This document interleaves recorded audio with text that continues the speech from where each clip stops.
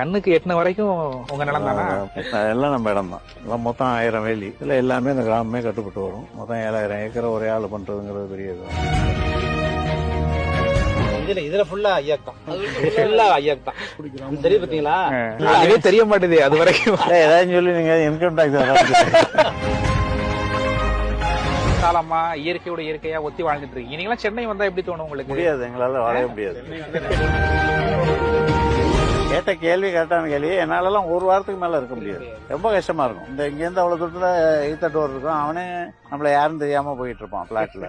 தஞ்சாவூர்ல வாழ்றவன் யாரா இருந்தாலும் எந்த ஊருக்கும் போக முடியாது. யாரையும் நம்பி வாழல, யாருக்கும் பயப்பட மாட்டோம். வரி கட்டணுங்கிற அவசியம் இல்ல, கவர்மெண்ட்டுக்கு பயப்பட வேண்டியது இல்ல. அதனால சுதந்திரமா இருப்போம்.